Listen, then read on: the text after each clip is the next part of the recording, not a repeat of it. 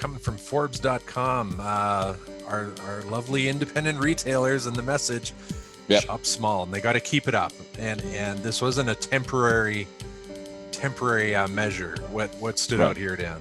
Well, I mean, this article really started, Rob, by talking to or speaking to the big getting bigger, by being supported or as they've been supported by the rules of engagement over the last 14 months. Walmart, Kroger, Costco, Home Depot, Target, Lowe's, and of course, Amazon have all grabbed significantly more market share as the government's lockdown policies favored them over, independent stores or over those stores that were deemed non-essential to the consumer base. And local independent retailers ended up with this short end of the stick.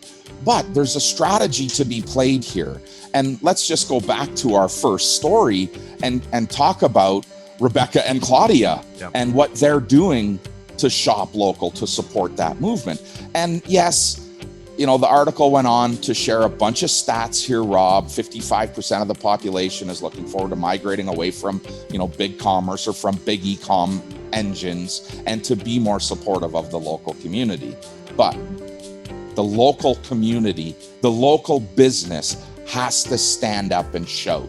They have to continue shouting. Let's rewind the clock 24 months. How many stores existed in your community that you didn't have any freaking idea existed, right? They weren't taking advantage of, simple things like local search engine optimization. So when someone types in, where do I find, they weren't coming up, right? The guys that buy the ad space were showing up. And here we fast forward now 14 months into this pandemic, and it's easier and easier to find things in your local community because we're shouting.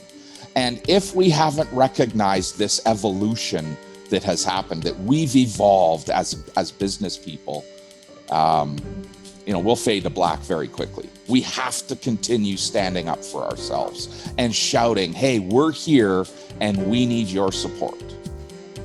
And at some point, Rob, soccer mom and dads are going to be relevant again. Baseball mom and dads are going to be relevant, and hockey mom and dads. And they're going to need the support of their local community, their local businesses, to keep those teams rocking along. I promise you, we're going back to, allowing our kids to play sports. It's going to happen. And we need our local community to be a big part of that. Well, and as you've said many times, it's going to be these independent retailers, the first on their list to go support them in their different endeavors. But I like that point of, you just can't sit there in silence. You can't have your little cry party and wait for everyone to come to you. And back to the babes supporting babes, that what a great little angle they found to just shout from the rooftop. And two, I kind of I'm a big fan of finding different ways to yell your name. Right. Without sounding like super repetitive and boring. And it's a bit of a challenge, but there's so many different ways that you talked about here, the different support mechanisms in a community. And as you said, this article really talks about the percentages of the different types of, from Gen Z to millennials, right? What they want to do, but that doesn't mean they're gonna do it. If you got to create the outlet for them, you got to create the path to your store. Yeah, we can't hold people accountable for what they don't know, right? If I don't know you exist, you can't be mad at me for not supporting you. Yeah. And so to your point, we've got to figure out new ways of being part of our community, being vocal, being present, being visible.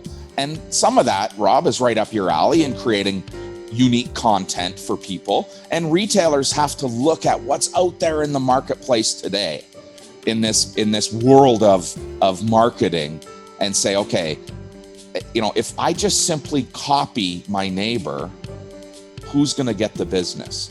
Me or my neighbor? The first adopter, the first one to break through the gate is the one that gets, beaten up the most, but they're also the one that gets rewarded the most. Yeah. Right? When we start to copy what each other's doing, I remind myself of the first person, not the last person to do it, right? So being different with your messaging is critically important to continuing to shout, support local. Let's come up with a message that really highlights who you are. And we've talked about this before so many times, Rob. You gotta be you, right? If you try to emulate me, if you try to be me, you're just gonna be me. And I'm gonna get the reward for it. I'm gonna get the credit for it, not you. You gotta be yourself. I like it. Happened to me yesterday, and just to share the we our message is our message, and we're saying it all the time. We're doing it, and I think we get into this corner where, okay, everyone knows this. They know that. And yesterday, I didn't know you do that. I didn't know you have that.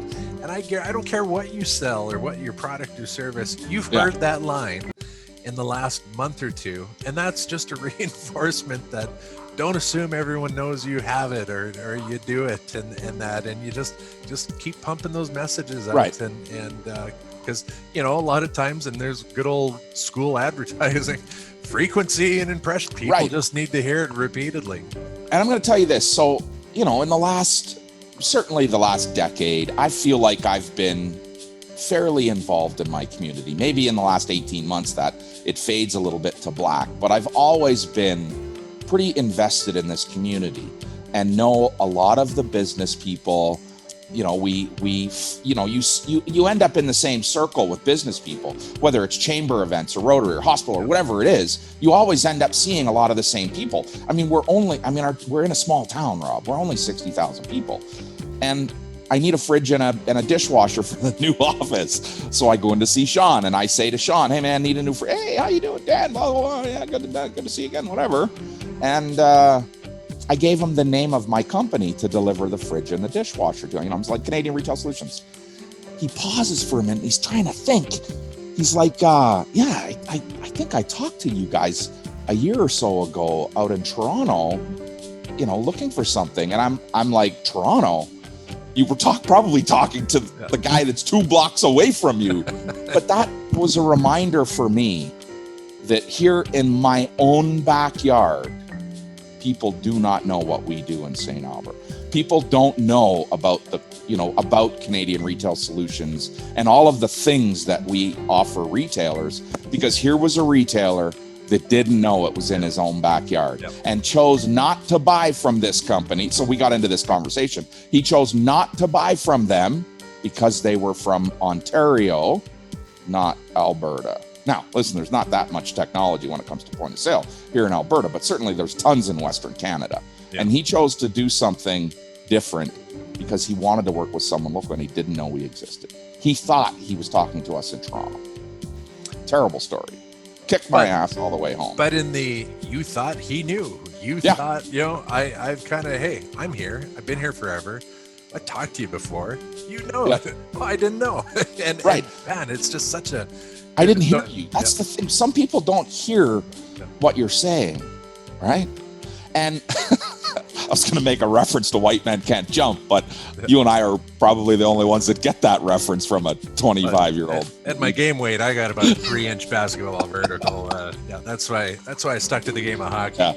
But so here, for the retailers out there that are bored of their messaging, and I can tell you, I hear this constantly. I don't have anything new to show, so I'm not showing anything. I don't have anything new to show, so I'm not showing anything. But let's remember what your audience actually consumes from you. If you're really, really good at your weekly newsletters, you're lucky to get a 20 to 25% open rate. And of that, you're lucky to get a 5% click-through rate. Yeah. Right? Think about the traffic that walks in your front door. If you sell 2 out of 10, that means you didn't sell 8 out of 10. Think about that newsletter. If you got a 20% open rate, that means that 80% of the people never even opened it. Right? What you showed yesterday on your Facebook ad or your Instagram ads or TikTok or Reels or whatever you're doing might have been seen by 3,500 people yesterday. But in our community of 60 or 65,000, that means 60,000 people didn't see it. And we make the mistake of not going back to our well over and over and over again. We make the mistake as independent retailers or as retailers in general of not consistently marketing our best sellers. Well, it's my best seller. I don't have to. I'm telling you, people want to know what the best sellers are. And you gotta hammer home. Yeah. This is what people love in my store. You might love it too.